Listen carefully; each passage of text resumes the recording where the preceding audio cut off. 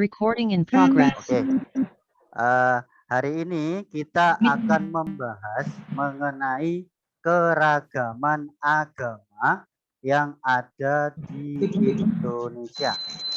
Muatan belajarnya adalah IPS kelas 4, tema 1, subtema 2. Oke, siap-siap? Siap. Oke, bentar ya. Langsung saja. Oke, apakah kalian tahu keragaman yang ada di Indonesia? Tahu apa enggak? Tahu. Oke, bagus. Sekarang langsung. Ustadz mau tanya, ada berapa agama yang ada di Indonesia? Apakah 10, 20, 1?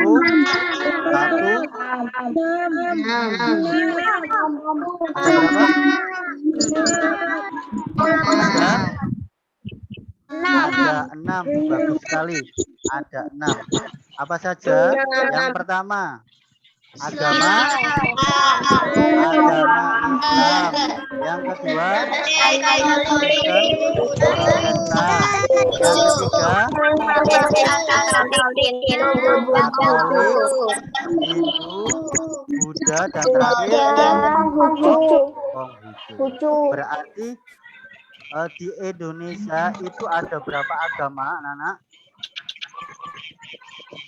Ada mulai Islam sampai Konghucu. Oke, bagus. Lanjut. Ustadz mau tanya, mengapa agama resmi di Indonesia hanya ada 6 ya? Ada yang tahu di sini? Ada yang tahu? Kenapa kok gak 10? Kenapa kok gak 20? Ada yang tahu? Ada yang tahu? Oke, kalau nggak ada yang tahu, Ustadz mau beritahu. Oke, yang penting sekarang dengarkan, nggak ada yang bersuara. Oke ya, siap ya. Didengarkan, nanti diamati video ini. Siap. 1, 2, 3, mulai. Bentar.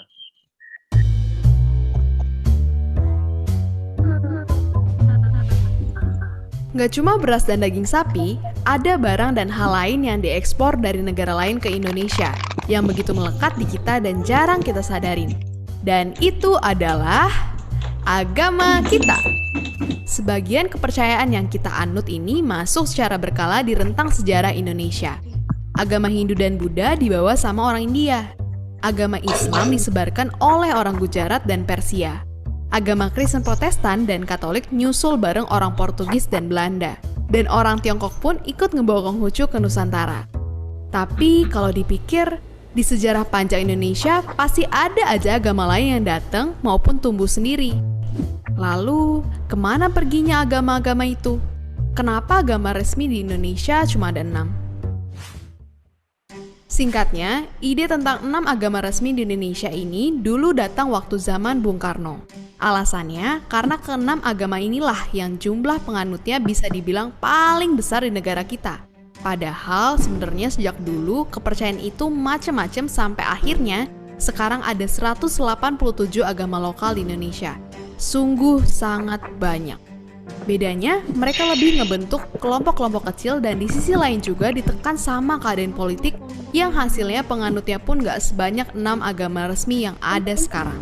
Tapi kalau begitu, sekarang gimana nasib 12 juta orang penganut agama-agama lokal tadi? Singkatnya, sejarah mereka itu kelam. Bayangin gini, ada suatu masa di negeri kita waktu orang-orang dengan kepercayaan yang berbeda dipaksa untuk milih agama resmi yang ada. Meski agama mereka nggak ada di pilihan, mau nggak mau mereka harus memilih.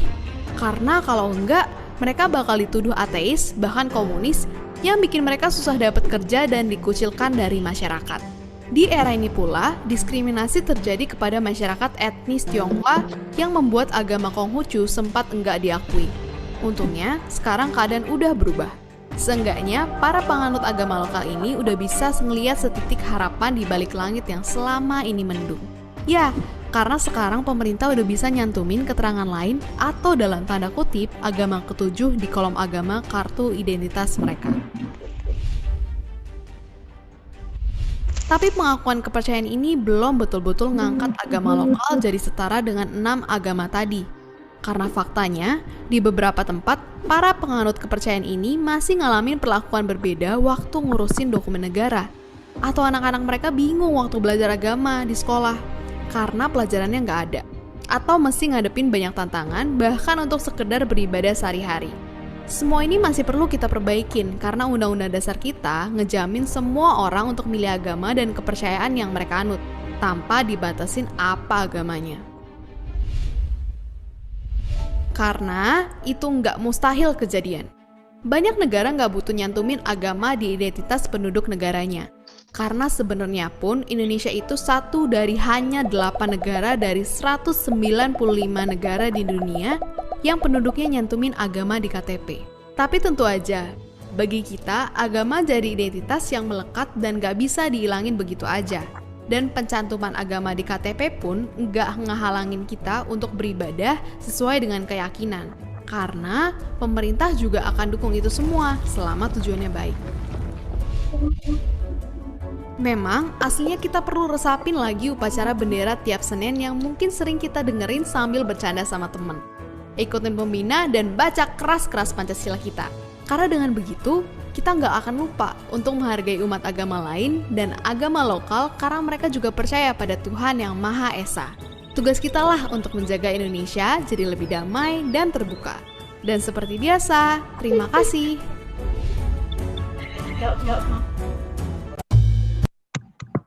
Oke anak-anak, dari video tadi saya mau tanya, silakan jawab di chat. Oke ya, silakan dijawab di chat. Tadi di video ada negara yang membawa agama Hindu dan Buddha. Itu negara apa? Ya, silakan dijawab. Saya ingin tahu. Ada negara yang membawa ditulis di chat. Apa negara apa? India. Bagus.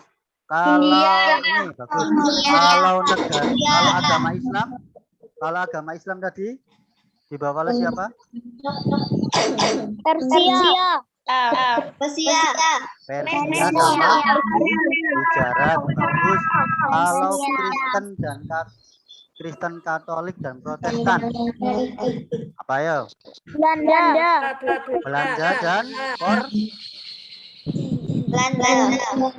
dan Portugis. Oke. Tadi ada alasan mengapa hanya ada 6. Kenapa, Rek? Karena agama itu yang paling banyak. Bagus, karena 6 agama ini itu pemeluknya yang paling banyak. Itu ya jawabannya ya. Ustaz, kalau ada pertanyaan, mengapa hanya ada 6 agama yang diakui di Indonesia? Karena hanya ada 6 agama yang paling banyak di Asia. Oke, sudah paham anak-anak?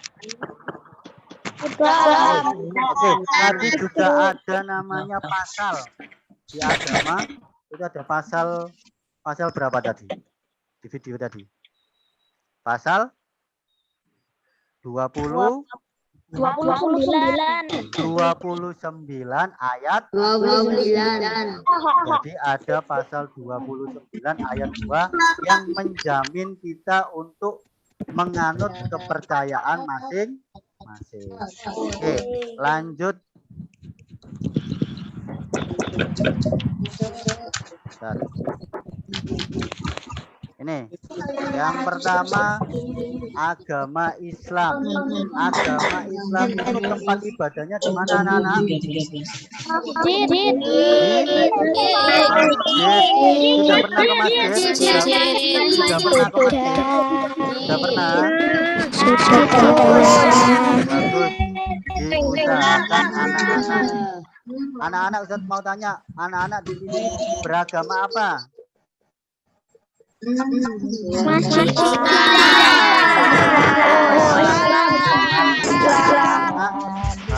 Harusnya biasa dibiasakan untuk apa ini? Sholat di mana ini? Sholat di masjid. Oke, bagus. Ini tempat ibadah orang Islam. Lanjut yang kedua.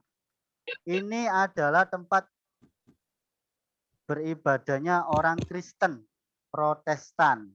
Namanya apa, Nana?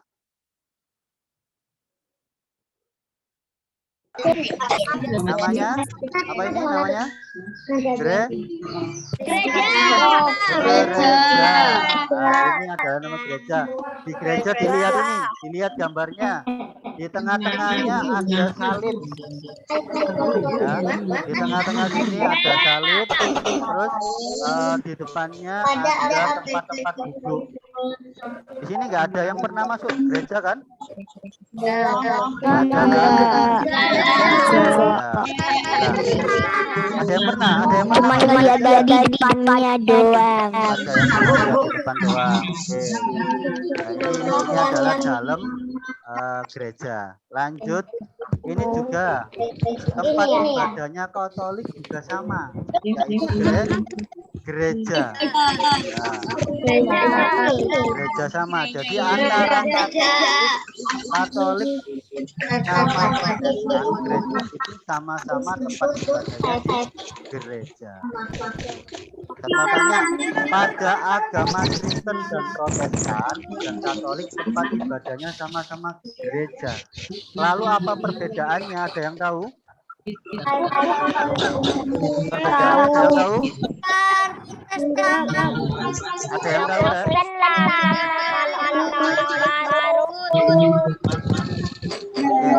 Ini perbedaannya. Silakan diamati. Ini perbedaannya. Nah, ada yang tahu gambar ini, Rek? Nah, ini adalah gambar tempat ibadahnya di dalamnya. Kalau Protestan seperti ini. Berarti perbedaannya adalah kalau Kristen Katolik ada salib patung Yesus. Siapa, Rek? Ya? Yesus Kristus. Nah, Yesus Kristus ini yang disalib sama orang Katolik. Jadi perbedaannya seperti itu. Kalau Protestan tidak ada. Oke ya, tahu ya perbedaannya ya. Jadi kalau Katolik ada patung ya. Keyakinan. Oke, lanjut. Nah, ini tempat ibadahnya umat Hindu. Apa namanya, Nana? Nah, siapa yang pernah ke Bali? Pernah ke Bali, anak-anak? Pernah ke Bali? Pura, bagus. Ini ada yang pernah ke Bali? Ada yang pernah ke Bali? Ah. Oke, yang pernah ke Bali pasti pernah lihat seperti ini. Nah, gambarnya seperti ini. Ini adalah tempat ibadah umat Hindu. Pura namanya. Oke, lanjut. Nah, ini tempat ibadahnya umat Buddha adalah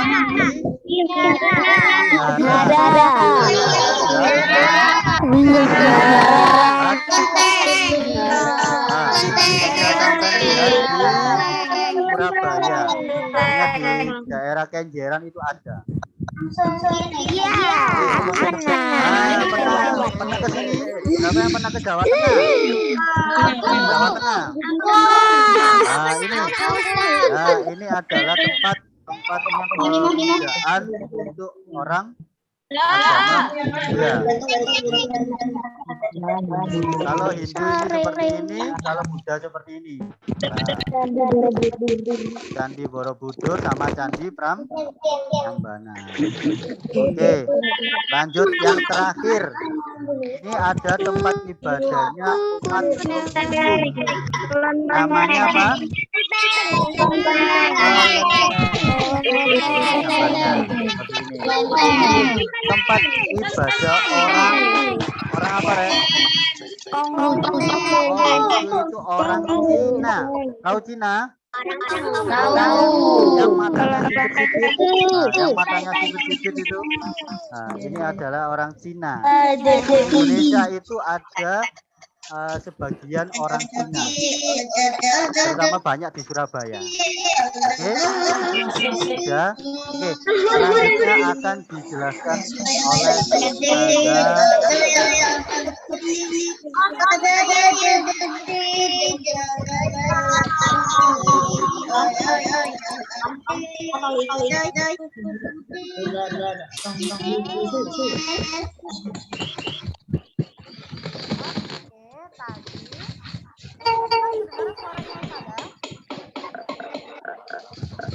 Kurang kedengaran Ustazah.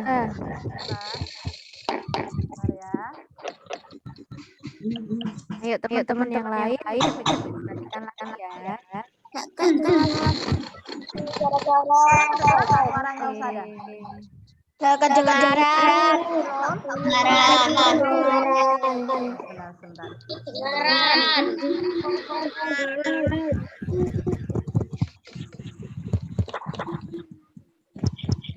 Sekarang kedengaran teman-teman? Kedengaran.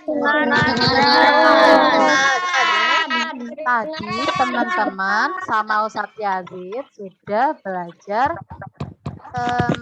tempat-tempat apa saja agama yang ada di Indonesia dan juga tempat-tempat ibadah mereka. Ya, sekarang kita akan belajar hari besar keagamaan dari agama-agama yang tadi teman-teman sudah pelajari dan juga kitab suci dari agama tersebut. Sekarang teman-teman perhatikan, tadi agama yang dianut di Indonesia, yang diakui di Indonesia ada berapa? 6.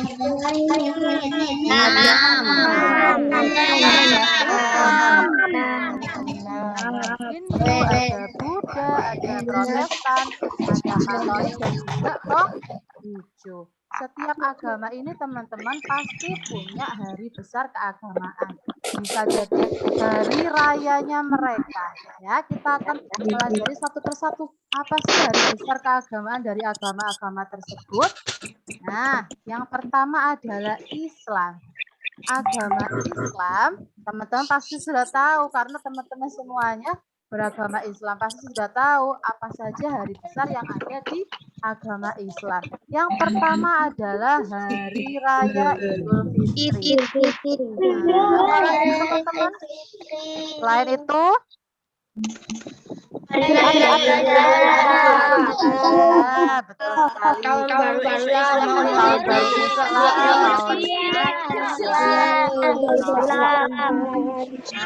Hari-hari raya itu pasti teman-teman semuanya bersuka cita ya, apalagi kalau Idul Adha teman-teman banyak makan daging sapi sama kambing, dibuat kemudian tahun baru Islam jatuh pada tanggal berapa ya? Tahun baru Islam itu? Kedengeran suaranya Ustazah? Oke.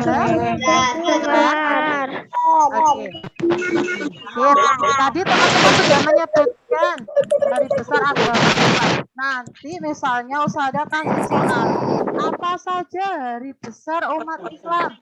Teman-teman kalau salah berarti keislamannya diragukan. Jangan sampai salah ya. Oke. Next sekarang. Agama Protestan. Hari besar umat Protestan adalah Natal. Dilakukan tanggal 25 Desember. Ada juga Jumat Agung. Ada juga Paskah dan juga kenaikan Isa Al-Masih. Kemudian ada agama Katolik. Agama Katolik hari besar keagamaannya sama dengan hari Protestan. ada Natal, ada Jumat Agung, ada Paskah, dan ada kenaikan Isa Almasih. Ya, oke, next. Agama Hindu. Nah, agama Hindu yang tadi dijelaskan Ustadz Yazid. Nah, agama Hindu punya perayaan hari besar, teman-teman. Nah, biasanya di Bali, kalau teman-teman pernah ke Bali, terus datang di hari Nyepi. Nah, teman-teman pasti melihat orang-orang Hindu pada mengheningkan cipta di rumah sendiri-sendiri. Nyepi di rumah sendiri-sendiri. Tolong jangan dicoret-coret ya, karena mengganggu. Sayang, jangan dicoret-coret. Terus ada bisa lihat apa aja yang nyoret-nyoret. Ya. Nah, selain Nyepi ada yang namanya Siwaratri. Kemudian ada yang namanya Pager Besi. Oke, nah, ini gambar-gambar perayaannya, teman-teman. Gambar-gambar perayaan hari besar agama Hindu. Oke, next. Ada juga perayaan hari besar agama Buddha. Biarkan yang nyoret-nyoret, biarkan Ustada nanti yang catat. Kasih peringatan tersendiri ya. Kalau teman-teman yang lain komen aja. Oke. Nah, perayaan hari besar agama Buddha. Ada yang namanya Waisak, ada yang namanya Asada, ada yang namanya Katina. Teman-teman perlu tahu juga ya. Sekarang Konghucu. Ini teman-teman pasti sering mendengar ini perayaan hari besar agama Konghucu. Tahun baru Imlek, iya benar. Biasanya kalau di apa ya, banyak perayaan-perayaan itu banyak pakai warna baju merah atau aksesoris warna merah. Ada juga kayak biasanya, nah ini ada barongsai juga. Nah, kemudian ada cap gome dan apa ini?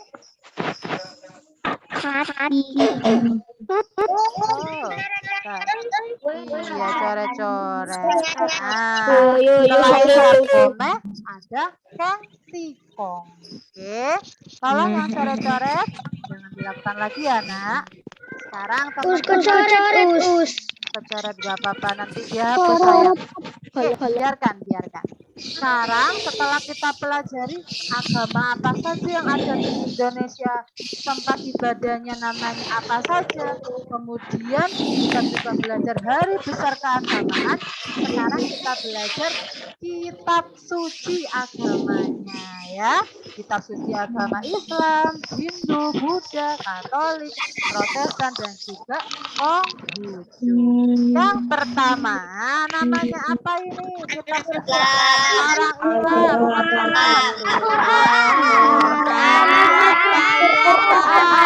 Baca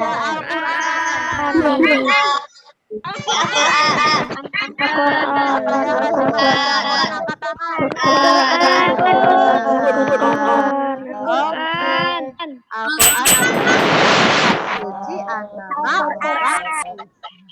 pedoman, kitab pedoman orang yang menganut agamanya masing-masing. Kalau Al-Quran pedoman orang Islam. Next, ada agama Protestan. Agama Protestan kitab sucinya namanya Alkitab. Begitu pula dengan agama Katolik. Agama Katolik punya kitab suci. Benar sekali. Hindu. Kitab suci agama Hindu seperti bentuknya, teman-teman. Namanya kalau iya huruf T-nya dibaca beda, ya. Dan agama Buddha juga punya kitab suci namanya bisa baca Tripitaka. Ingat ya. Oke, sekarang Konghucu. Nah, Konghucu bacanya hurufnya pakai apa namanya? Kedengaran. Kedengaran sayangku. Nah, bacanya iya, bahasa Cina soalnya jadinya kita nggak familiar. Sushi Wuji. Oke, good job. Nah, sekarang Usada mau nanya ke teman-teman semuanya. Kita kan di Indonesia beragam-ragam ya, ada suku budayanya berbeda-beda, bahasanya berbeda-beda. Nah, termasuk juga agamanya ada 6 yang diakui di Indonesia. Pasti banyak sekali perbedaannya. Nah, bagaimana sikap teman-teman terhadap teman yang berbeda agama?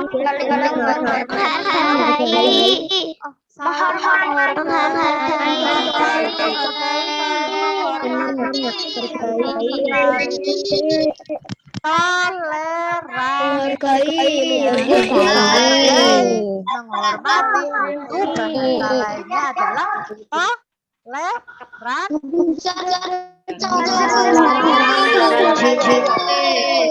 Nggak apa-apa yang coret-coret, nanti catat Usada sendiri ya. Toleransi itu artinya menghargai dan menghormati kepercayaan atau perbedaan dari orang lain yang berbeda dengan kita. Jadi tidak semuanya harus sama dengan kita. Uang kita aja beda-beda. Ada yang matanya sipit, ada yang matanya belok, ada yang kulitnya putih, ada yang kulitnya sawo matang kayak gitu. Beda-beda. Kan orang-orang nggak sama. Nggak boleh kalau kita memaksakan apa yang ada di diri kita untuk orang lain. Iya, jangan berisik ya sayang ya. Oke.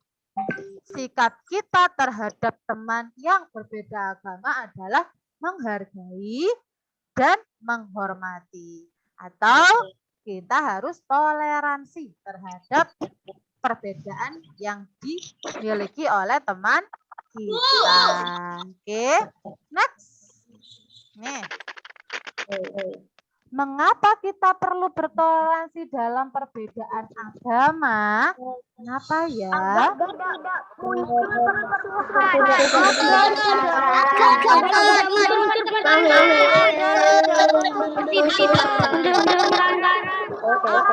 Tidak muncul pertengkaran. Right, good job. Benar jawaban teman-teman. Teman-teman, kalau kita tidak bertengkar, kita tidak bermusuhan, berarti kita toleransi dalam perbedaan agama supaya kita tidak bertengkar, kita tidak bermusuhan, kita bisa bersatu. Karena ketika kita bersatu, Indonesia semakin kuat apa semakin mudah dihancurkan negara lain?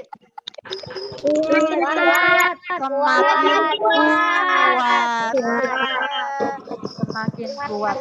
Karena dengan perbedaan itulah Indonesia menjadi indah. Indonesia menjadi kaya. Negara-negara lain itu iri sama Indonesia, teman-teman. Karena Indonesia tuh memiliki banyak sekali keragaman budaya. Sampai dari negara lain ada yang belajar ke Indonesia buat belajar apa namanya alat musik seperti itu, bahasa. Mereka sangat pintar. Indonesia banyak sekali keragaman budaya. Jadi kita harus bangga terhadap perbedaan yang ada di Indonesia. Iya, tepat sekali. Oke, teman-teman, itu tadi materi tentang keragaman agama di Indonesia. Usada tanya sekali lagi, agama di Indonesia ada berapa nak yang diakui? 6.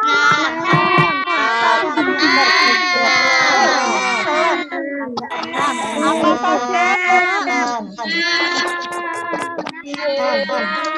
Ada apa aja? Ada? Akidah agama Islam, agama Hindu, Buddha, Protestan, Katolik, dan Konghucu. Selain tadi kita belajar tentang agama yang diakui di Indonesia, kita belajar apa lagi tadi ya? Kitab suci agama. Kitab suci agamanya. Apalagi tempat suci. Apa namanya? Tempat ibadah. Apalagi keagamaan. Cool. Keren sekali. Mengingat semua pelajaran yang sudah diberikan oleh Ustadz Yazid dan juga Ustadz Afanda. Nah, tugas teman-teman di rumah, teman-teman silakan sebentar mengerjakan latihan. Bentar, mana tadi ya? Bagus. Teman, silakan kerjakan latihan soal. Latihan soal ini ya, nanti Ustazah kirim di grup kelas masing-masing. Yang tulis apa saja tempat ibadah dari agama-agama yang diakui di Indonesia. Dari besar oh, nggak kedengeran. Oh, sebentar. Teman-teman diam terlebih dahulu ya, Nak. Sebentar.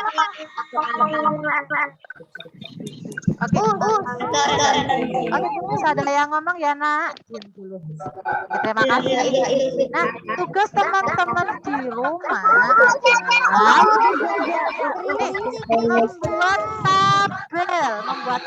adalah membuat tabel ini kemudian tulis di buku teman-teman masing-masing.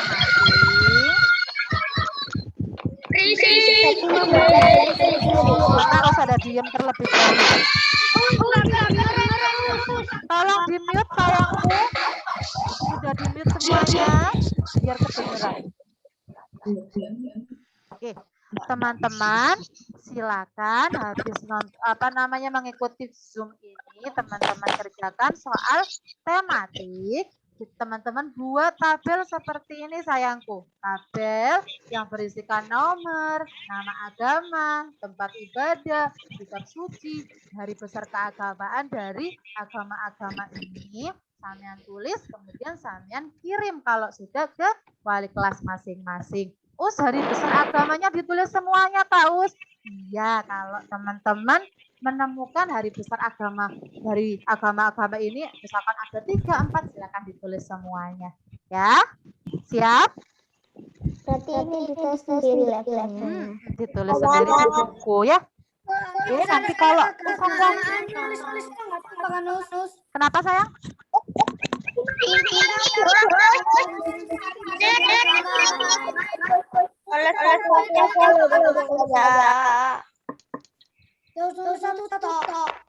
Kalau mau nulis satu toh ya nggak apa-apa. Nanti kalau teman-teman lupa, apa aja ya tadi ya kitab sucinya atau lupa tempat ibadahnya, nanti teman-teman bisa lihat record Zoom-nya yang nanti dikirim Ustazah di YouTube. Ya, nanti tunggu yang nanti dikirim Ustazah.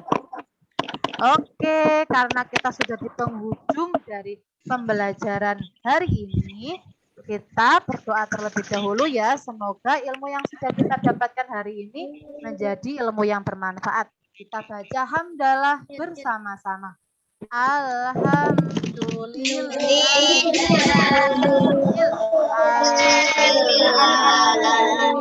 Alhamdulillah, teman-teman pesan Ustazah di rumah jaga kesehatan. Kalau penting banget teman-teman di rumah saja, teman-teman lakukan jemur, minum yang banyak. Semoga kita bisa segera bertemu di Ustazah cukupkan. Kalau semangat ya. Wassalamualaikum warahmatullahi wabarakatuh.